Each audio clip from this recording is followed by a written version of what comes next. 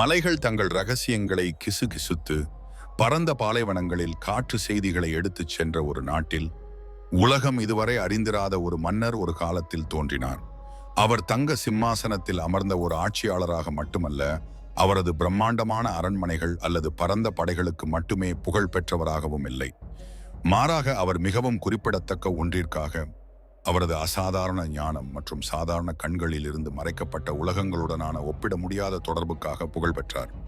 அவரது பெயர் சுலைமான், தீர்க்கதரிசி மற்றும் மன்னர். அவரது அறிவு மனித புரிதலுக்கு அப்பாற்பட்டது. மரணத்திற்கும் மாயத்திற்கும் இடையிலான கோடுகளை மங்களாக்கும் சக்திகளை அல்லாஹ் பரிசளித்த ஒரு மனிதர். அவரது ஆட்சி பரந்த பிரதேசங்களில் பரவியிருந்தது. அதில் கல் மற்றும் பளிங்குகளால் ஆன கம்பீரமான அரண்மனைகள், சூரியனுக்கு கீழே ரத்தினங்களைப் போல மின்னும் நீரூற்றுகளால் நிரப்பப்பட்ட முற்றங்கள், மரகதம் மற்றும் மாணிக்கத்தின் வண்ணங்களில் நிரந்தரமாக பூக்கும் தோட்டங்கள் ஆகியவை அடங்கும். ஆனால் நபி சுலைமானின் ராஜ்யத்தின் உண்மையான மகிமை பூமிக்குரிய செல்வங்களில் மட்டுமில்லை. அது அவரது அற்புதமான பரிசுகளிலும் திறன்களிலும் ஆழமாக பதிந்திருந்தது. நபி சுலைமான் பெரிய மற்றும் சிறிய உயிரினங்களின் மொழிகளை பேசினார். பறக்கும் பறவைகளுடனும் அவரது கால்களுக்கு கீழே விடாமுயற்சியுடன் உழைக்கும் எறும்புகளுடனும் சிரமமின்றி தொடர்பு கொண்டார். அவற்றின் கிசுகிசுக்கள், அவற்றின் கவலைகள், அவற்றின் மகிழ்ச்சி மற்றும் பயத்தை அவர் புரிந்து கொண்டார். இலையின் கீழ் மறைந்திருக்கும் சிறிய பூச்சியிலிருந்து அடர்ந்த காடுகளின் வழியாக அழகாக நகரும் மிகப்பெரிய யானை வரை ஒவ்வொரு உயிரினமும் அவரது ஞானத்தை மதித்து, அவரது கட்டளைகளுக்கு கீழ்ப்படிந்து, அவரது இரக்கமுள்ள ஆட்சியின் கீழ் விருப்பத்துடன் தங்களை இணைத்துக் கொண்டது. அவரது உலகத்தின் இணக்கம் அவ்வளவு சிறப்பாக இருந்ததால் இயற்கையே அவரை வணங்கி அவரது அன்றாட இருப்பின் துணியில் தடையின்றி பின்னி பிணைந்தது. இருப்பினும் இயற்கை உலகத்திற்கு அப்பால் கூட நபி சுலைமானின் ஞானம் கண்ணுக்கு தெரியாத பரிமாணங்களுக்குள் பரவியது. மர்மமான மனிதர்கள், ஜீன்கள், கண்ணுக்கு தெரியாத சக்தி வாய்ந்த மற்றும் அமானுஷ்யமாக சுற்றித் திரிந்த பகுதிகளுக்குள் ஊடுருவியது. அவரது தெய்வீக ஆணையின் கீழ் இந்த மனிதர்கள் சரணடைந்தனர். ஒரே இரவில் பெரிய அரண்மனைகளையும் நினைவு சின்னங்களையும் வடிவமைத்து மரணத்திறனுக்கு அப்பாற்பட்ட பணிகளை செய்தனர். அவரது பெயரே நகரங்கள் மற்றும் ராஜ்யங்களில் எதிரொலித்தது. மனிதர்கள் மற்றும் கண்ணுக்கு தெரியாதவர்கள் இருவரும் பயபக்தியுடனும் பிரமிப்புடனும் பேசப்பட்டனர். இருப்பினும் நபி சுலைமானின் வலிமை அவரது பரந்த ராஜ்யத்தின் மகத்துவத்திலிருந்தோ அல்லது வலிமையிலிருந்தோ அல்லது கண்ணுக்கு தெரியாத உயிரினங்களின் மீதான ஆதிக்கத்திலிருந்தோ பெறப்படவில்லை. அவரது உண்மையான சக்தியெல்லாம் வல்லவருக்கு முழுமையாக அர்ப்பணிக்கப்பட்ட இதயத்தில் இருந்தது. அவரது அதிகாரத்தின் அதிர்ச்சியூட்டும் அளவை மீறி என்றென்றும் பணிவுடன் இருந்தது. அவர் எல்லாவற்றிற்கும் மேலாக அல்லாஹுவின் அடியார், வழிகாட்டவும் ஆட்சி செய்யவும் அசாதாரண ஞானத்தை பெற்றவர். மனித குலத்தின் முன்னேற்றத்திற்காகவும் தனது படைப்பாளரின் மகிமைக்காகவும் தனது அதிகாரங்கள் அவரிடம் ஒப்படைக்கப்பட்டுள்ளன என்பதை எப்போதும் நினைவில் கொள்ளுங்கள். சுலைமான் நபியின் கம்பீரமான நகரத்திலிருந்து வெகு தொலைவில் எரியும் பாலைவனங்கள் மற்றும் உயர்ந்த மலைகளுக்கு அப்பால் பண்டைய ஷீபா இராச்சியம் அமைந்துள்ளது. செழிப்பிலும் சிறப்பிலும் செழித்து வளர்ந்த ஒரு நாகரிகம் அதன் சொந்த நுட்பம் மற்றும் ஞானத்தால் பிரகாசித்தது. ஷீபா பாலைவனங்கள் வழியாகவும் அதன் எல்லைகளுக்கு அப்பால் உள்ள பரபரப்பான சந்தைகள் வழியாகவும் செல்லும் சாம்பிராணி, மசாலா பொருட்கள், தங்கம் மற்றும் பட்டு ஆகியவற்றால் நிரப்பப்பட்ட வணிக வண்டிகளுக்கு பெயர் பெற்றது. இந்த செல்வச் செழிப்பும் நுட்பமும் மிக்க சாம்ராஜ்யத்தின் மையத்தில் ஒரு புகழ்பெற்ற ராணி நின்றாள். ஒரு பெண்மணியின் புகழ்பெற்ற ஞானத்தால் அவள் குடிமக்கள் மற்றும் அண்டை ராஜ்யங்களின் பாராட்டையும் மரியாதையையும் பெற்றாள். பில்கிஸ் என்று அழைக்கப்படும் ஷேபாவின் ராணி சமநிலையான கையால் ஆட்சி செய்து விவேகம், சிந்தனை மற்றும் அசாதாரண தீர்ப்புடன் ஆட்சி செய்தாள். அவளுடைய முடிவுகள் ஒருபோதும் அவசரமாகவோ அல்லது வெறும் தூண்டுதலால் இயக்கப்பட்டதாகவோ இருந்ததில்லை. மாறாக அவள் ஆலோசனை மற்றும் கவனமாக சிந்தித்து ஆட்சி செய்தாள். அவை ஞானமுள்ள மற்றும் நம்பகமான ஆலோசகர்களால் நிரம்பியிருந்தது. ஆனால் எப்போதும் அவர்களை முன்னோக்கி வழிநடத்த அவளுடைய தீர்க்கமான குரலுக்காக காத்திருந்தது. பில்கிஸ் தனது புத்திசாலித்தனம் மற்றும் ராஜதந்திர கருணைக்கு மட்டுமல்ல, அவள் அமர்ந்திருந்த கம்பீரமான சிம்மாசனத்தில் அடையாளப்படுத்தப்பட்ட அவளுடைய பிரகாசமான மகிமைக்கும் பெயர் பெற்றவள். தங்கம், வெள்ளி, முத்துக்கள் மற்றும் இரத்தின கற்களால் நுணுக்கமாக வடிவமைக்கப்பட்ட அவளுடைய சிம்மாசனம் சூரிய ஒளியில் பிரகாசமாக மின்னும் ஒரு அதிகார இருக்கையை விட அதிகமாக இருந்தது. அது ஷேபாவின் ஆவி மற்றும் செழிப்பை வெளிப்படுத்தியது. தொலைதூர நாடுகளிலிருந்து வந்த பார்வையாளர்கள் பெரும்பாலும் அதன் நேர்த்தியான கலைத்திறனை பற்றி பிரமிப்புடன் பேசினர். அதன் ஒப்பற்ற அழகின் கதைகளை சொன்னார்கள் மற்றும் ஒரு ராணியின் இருப்பு அவளுடைய ராஜ்யத்தை ஒளிரச் செய்ததன் புராணத்தை வலுப்படுத்தினர். ஆனால் இந்த செழிப்பான நாகரிகத்தின் மையத்தில் ஆடம்பரம் மற்றும் கலாச்சார நுட்பத்தின் அடுக்குகளுக்கு அடியில் ஆழ்ந்த ஆன்மீக அறியாமை நீடித்தது. பில்கிஸும் அவளுடைய மக்களும் சூரிய வழிபாட்டிற்கு பழகிவிட்டனர். வான உடலை வாழ்க்கை மற்றும் ஒளியின் ஆதாரமாக கருதி வணங்கினர். அவர்களின் கருத்துக்கு அப்பாற்பட்ட பெரிய யதார்த்தத்தை அறியவில்லை. இதனால் ஷேபா ஆன்மீக ரீதியாக மறைக்கப்பட்டது. அதன் மக்கள் தலைமுறையாக கொடுக்கப்பட்ட மரபுகளால் வழிநடத்தப்பட்டனர். பல நூற்றாண்டுகளாக அவர்களின் நம்பிக்கைகளை வரையறுத்து வந்த தெய்வீக வழிபாட்டை ஒருபோதும் கேள்வி கேட்கவில்லை. நபி சுலைமான் மற்றும் ராணி பில்கிஸின் ராஜ்யங்கள் நிறமாலையின் எதிர் முனைகளில் நின்றன. ஒன்று தெளிவான தெய்வீக வழிகாட்டுதலிலும் ஒரே உண்மையான கடவுளுக்கு பணிவுடன் அடிபணிதலிலும் வேரூன்றியது. மற்றொன்று கம்பீரமான ஆனால் ஆன்மீக ரீதியாக முழுமையடையாதது. படைப்பின் மகத்துவத்தில் மூழ்கி படைப்பாளரின் மகத்துவத்தை அறியாமல் இருந்தது. இரண்டு அசாதாரண ஆட்சியாளர்களின் சந்திப்பின் மூலம் ஞானம், சமர்ப்பணம் மற்றும் ஆன்மீக மாற்றத்தை கொண்டு வரும் அவர்களின் வரலாறுகளின் போக்கை மாற்ற விதிக்கப்பட்ட ஆழமான சந்திப்பை இன்னும் இருவரும் அறிந்திருக்கவில்லை. அவர்களின் ஞானம் சோதிக்கப்படும், மேலும் அவர்களின் இதயங்கள் அவர்கள் அறிந்ததை விட பெரிய உண்மைகளுக்கு திறக்கும். நபி சுலைமானின் ராஜ்யத்தின் மகிமைக்கு மத்தியில் வாழ்க்கையின் தாளம் இணக்கமாக பாய்ந்தது. ஒவ்வொரு உயிரினமும் தெய்வீக இசைக்குழுவின் கீழ் அதன் பங்கை செய்தன. ஆனால் ஒரு நாள் சுலைமான் தனது பரந்த அளவிலான புலப்படும் மற்றும் கண்ணுக்கு தெரியாத மக்களை பரிசோதித்த போது அவரது கவனமான பார்வை ஏதோ தவறாக இருப்பதை கண்டது. அவரது நம்பகமான தூதர்களில் ஒருவரான ஒரு சிறிய ஆனால் குறிப்பிடத்தக்க உயிரினமான ஹூப்போ பறவை அதனிடத்தில் குறிப்பிடத்தக்க வகையில் இல்லை. எப்போதும் விழிப்புடன் இருந்த நபி சுலைமான் மிகச்சிறிய விவரங்களை கூட கவனித்த ஒரு ஆட்சியாளராக இருந்தார். மேலும் ஹூப்போ இல்லாதது அவரது ஆர்வத்தையும் லேசான அதிருப்தியையும் தூண்டியது. அவர் சத்தமாக யோசித்தார். இந்த அசாதாரண நிகழ்வின் தீவிரத்தை வெளிப்படுத்தினார். அனுமதியின்றி பறவை எங்கு சென்றிருக்கும் என்று கேள்வி எழுப்பினார். மேலும் எந்த சரியான சாக்கு போக்கும் வரவில்லை என்றால் கடுமையான விளைவை சந்திக்க நேரிடும் என்று சபதம் செய்தார். சிறிது நேரத்திற்கு பிறகு ஹூப்போ திரும்பி வந்தபோது இறக்கைகளின் படபடப்பு சுலைமானின் கவனத்தை ஈர்த்தது. அதன் நடத்தை அவசரமாகவும் ஒரு குறிப்பிடத்தக்க கதையால் நிறைந்ததாகவும் இருந்தது. பொறுமையாக இருந்தாலும் அதிகாரம் மிக்க நபி சுலைமான் இந்த மர்மமான இல்லாமைக்கு விளக்கம் கோரினார்.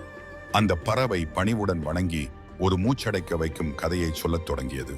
பழக்கமான பிரதேசங்களுக்கு அப்பால் முன்னர் அறியப்படாத நாடுகளுக்கு அவரை அழைத்துச் சென்ற ஒரு பயணம். சுலைமானின் சொந்த சாம்ராஜ்யத்திற்கு போட்டியாக இருக்கும் புத்திசாலித்தனம் கொண்ட ஒரு ராஜ்யத்தை அடையும் வரை சுட்டெரிக்கும் பாலைவனங்களை கடந்து முடிவில்லாத தங்க மணலின் மீது சளைக்காமல் பறப்பது பற்றி அது பேசியது. அங்கு பரந்த செல்வத்திற்கும் நேர்த்திக்கும் மத்தியில் அமைந்திருந்த ஷேபாவை கண்டது.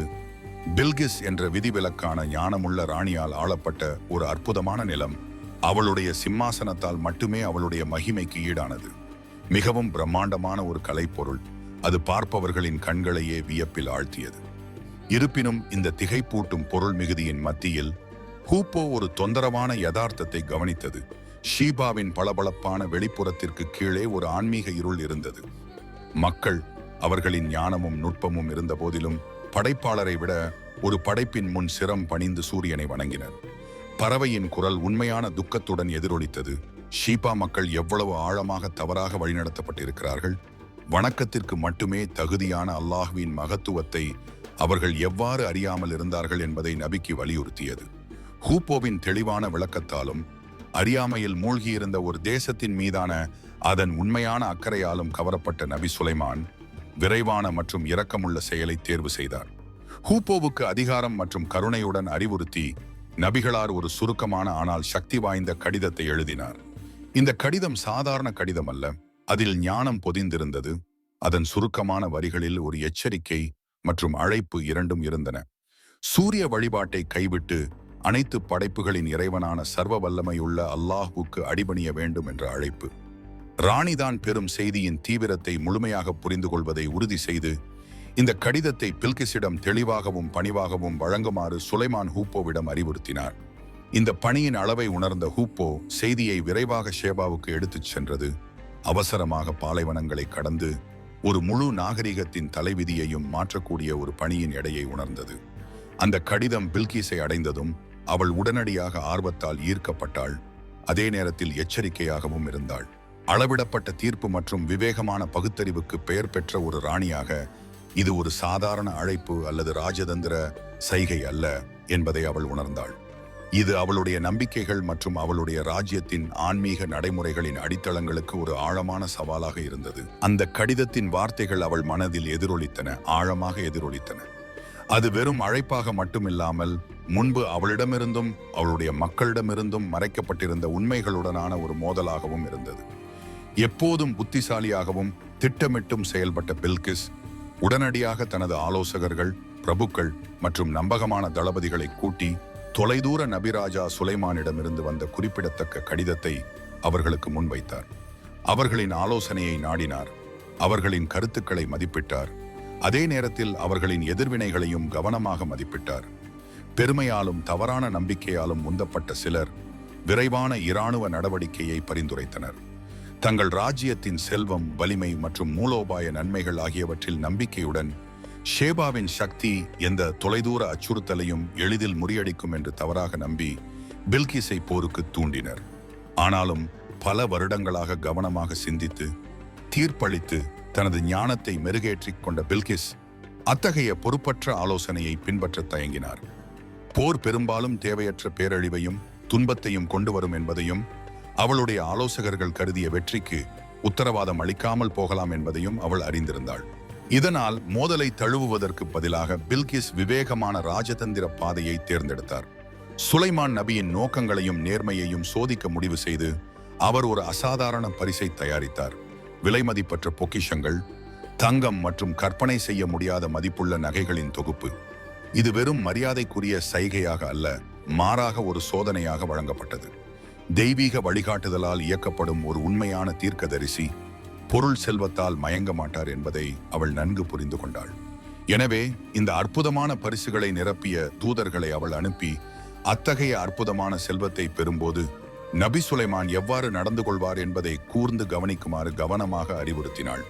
தூதர்கள் பரந்த நாடுகளை கடந்து பயணம் செய்து இறுதியாக சுலைமானின் பிரம்மாண்டமான அரசவையை அடைந்து ராணியின் செழிப்பான பொக்கிஷங்களை அவர் முன் சமர்ப்பித்தனர். பில்கிஸின் காணிக்கைக்கு பின்னால் உள்ள ஆழமான நோக்கத்தை உடனடியாக உணர்ந்த நபி சுலைமான் உறுதியாகவும் கருணையுடனும் மறுத்துவிட்டார். அவரது பதில் தெளிவாகவும் உறுதியுடனும் இருந்தது.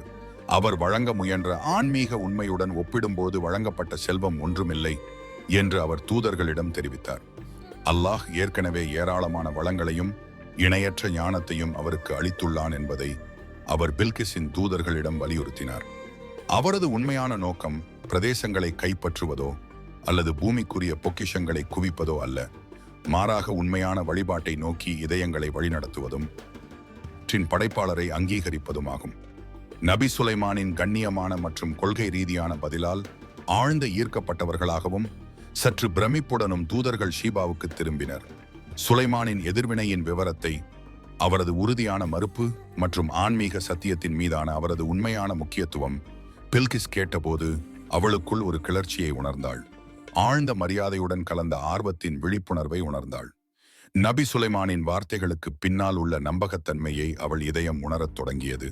மேலும் தனது மக்களின் நீண்டகால நம்பிக்கைகளை கைவிடுமாறு அவர் அழைத்ததன் தாக்கங்களை அவள் ஆழமாக சிந்தித்தாள்.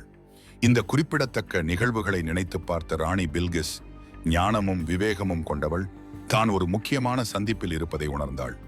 நபி சுலைமானின் ஞானம், பணிவு மற்றும் தெளிவான நோக்க உணர்வு ஆகியவற்றுடனான சந்திப்பு ஒரு ஆழமான தோற்றத்தை ஏற்படுத்தியது. அது அவளுடைய ராஜ்யத்தின் தலைவிதியை வடிவமைக்கும். எச்சரிக்கையாகவும் அளவுடனும் இருந்த போதிலும் வெறும் ராஜதந்திரம் அல்லது அரசியல் சூழ்ச்சிக்கு அப்பாற்பட்ட ஏதோ ஒன்றால் உண்மை, பணிவு மற்றும் பணிவு நோக்கிய ஒரு மென்மையான ஆனால் கட்டாய ஈர்ப்பால் அவள் ஈர்க்கப்பட்டாள். இருப்பினும் தலைமுறையாக சூரிய வழிபாட்டை கைவிட்டு நபி சுலைமான் அறிவித்த கண்ணுக்கு தெரியாத யதார்த்தத்தை தழுவுவதற்கான முடிவு எளிதானது அல்ல. அது வெறும் அரசியல் துணிச்சல் மட்டுமல்ல, ஆன்மீக விழிப்புணர்வையும் உண்மையான மனமாற்றத்தையும் கோரும் ஒரு தேர்வாகும். ராணி பில்கிஸ் தான் எடுத்த அடுத்த படிகள் தனது வாழ்க்கையையும் தனது மக்களின் தலைவிதியையும் என்றென்றும் மாற்றும் என்பதை அறிந்திருந்தார். இது ஆன்மீக ஞானத்திற்கு வழிவகுக்கும் அல்லது சூரியனின் நிழலின் கீழ் முழுமையற்ற இருப்பை தொடர வழிவகுக்கும். நபி சுலைமான் தனது ஆடம்பரமான பரிசுகளை கண்ணியத்துடன் நிராகரித்ததையும் உலகப் பொக்கிஷங்கள் மீதான ஆன்மீக உண்மையின் மீதான அவரது அசைக்க முடியாத அர்ப்பணிப்பையும் பற்றி தனது தூதர்களிடமிருந்து ராணி பில்கிஸ் செய்தி பெற்றபோது அவளுடைய ஆர்வம் மேலும் அதிகரித்தது. அவரது செய்தியில் வெளிப்பட்ட நேர்மையும் பணிவும் அவள் இதயத்தில் எதிரொலித்தன. அவரது கூற்றுக்களின் நம்பகத்தன்மையையும் அவரது ராஜ்யத்தின் மகத்துவத்தையும் நேரடியாக கண்டறியும் இயக்கத்தை தூண்டியது. எப்போதும் சிந்தனையுடனும் திட்டமிட்டும் செயல்பட்ட பில்கிஸ் செல்வம், அதிகாரம் மற்றும் பூமிக்குரிய ஆதிக்கத்தின் வசீகரத்தை மீறிய ஞானம் கொண்ட இந்த குறிப்பிடத்தக்க தீர்க்கதரிசி ராஜாவை சந்திக்க தானே பயணம் செய்வதாக தீர்மானித்தாள். அவள் தனது நம்பகமான ஆலோசகர்களை அழைத்து தனது நோக்கங்களை தெரிவித்தாள். அவர்களை முன்னோக்கி பயணிக்க கவனமாக தயார்படுத்தினாள். இருப்பினும் அவள் புறப்பட்ட போது அவள் ஆழமாக சிந்தித்து சூழ்நிலையின் தீவிரத்தையும் அவளுடைய முடிவு ஏற்படுத்திய ஆழமான தாக்கங்களையும் முழுமையாக அறிந்திருந்தாள். அவளுடைய சொந்த ஆன்மீக விழிப்புணர்வுக்கு மட்டுமல்ல, அவளுடைய தேர்வுகளில் சிக்கலான விதி பின்னி பிணைந்திருந்த முழு ஷேப்பா ராஜ்யத்திற்கும். நபி சுலைமான் ஆட்சிக்கு திரும்பிய போது ராணியை வரவேற்க ஏற்கனவே ஏற்பாடுகள் நடந்து கொண்டிருந்தன. தெய்வீக ஞானத்தால் வழிநடத்தப்பட்ட அவர் வரவிருக்கும் சந்திப்பு வெறும் ராஜதந்திர நிகழ்வு அல்ல என்பதை அறிந்திருந்தார். இது இதயங்களை மாற்றுவதற்கும் ஷீபா மக்களை ஆன்மீக அறியாமையிலிருந்து அறிவொளிக்கு இட்டுச் செல்வதற்கும் நோக்கமாக கொண்ட ஒரு முக்கிய தருணமாகும். அல்லாஹ்வின் சக்தியின் அளவை வெளிப்படுத்தவும் பில்கிஸின் கண்களை உண்மையை முழுமையாக திறக்கவும் சுலைமான் ஒரு அசாதாரணமான செயல் விளக்கத்தை சிந்தித்தார். இது அவரது தெய்வீக செய்தியை சந்தேகத்திற்கு இடமின்றி உறுதிப்படுத்தும் ஒரு அற்புதமான சாதனை. மனிதர்கள் மற்றும் ஜின்கள் என அனைவரையும் உள்ளடக்கிய தனது பரந்த சீடர்கள் கூட்டத்தில் உரையாற்றிய நபி சுலைமான் ஒரு குறிப்பிடத்தக்க சவாலை முன்வைத்தார். ராணி பில்கிஸ் வருவதற்கு முன்பு ஷீபாவிலிருந்து அவரது புகழ்பெற்ற அரியணையை தனது நீதிமன்றத்திற்கு கொண்டு வரக்கூடிய ஒருவரை அவர் தேடினார். அல்லாஹ்வின் சக்தியின் மறுக்க முடியாத அறிகுறிகளை கொண்டு அவளை ஆச்சரியப்படுத்தினார். ஆரம்பத்தில் ஒரு வலிமை மிக்க ஜின் வேகமாக முன்னேறி நபி சுலைமான் தனது இருக்கையிலிருந்து எழுந்திருக்கும் முன் அரியணையை கைப்பற்றும் தனது திறனை நம்பிக்கையுடன் உறுதிப்படுத்தினார். இது உண்மையிலேயே வியக்க வைக்கும் ஒரு சாதனை, ஆனால் இன்னும் உடனடியாக போதுமானதாக இல்லை. பின்னர் தெய்வீக வேதத்தில் ஆழ்ந்த அறிவுள்ள மற்றொரு ஜின் பணிவுடன் முன்னோக்கி வந்து மிகவும் அசாதாரணமான ஒன்றை உறுதியளித்தது. கண் இமைக்கும் நேரத்தில் பில்கிஸின் சிம்மாசனத்தை கொண்டு வருவது. ஷீபாவின் தொலைதூர அரண்மனையிலிருந்து நேரடியாக நபி சுலைமானின் அரசவைக்கு ஒரு உடனடி போக்குவரத்து. எளிமையான ஆனால் ஆழமான ஒப்புதலுடன் சுலைமான் இந்த அற்புத செயலை அனுமதித்தார். அல்லாஹுவின் வரம்பற்ற சக்தி மற்றும் அருளால் ஒரு நொடியில் பில்கிஸின் சிம்மாசனம் நபி சுலைமான் முன் உருவெடுத்தது. அதன் அழகிய ரத்தினங்கள் ஷேபாவின் அரச அரண்மனையில் இருந்ததைப் போலவே அற்புதமாகவும் இடையூறு இல்லாமல் மின்னின. பிரமித்து போனாலும் அமைதியாக இருந்த நபி சுலைமான் தான் கண்ட அற்புதத்தால் மிகவும் பணிவுடன் அல்லாஹுக்கு உடனடியாக நன்றி தெரிவித்தார்.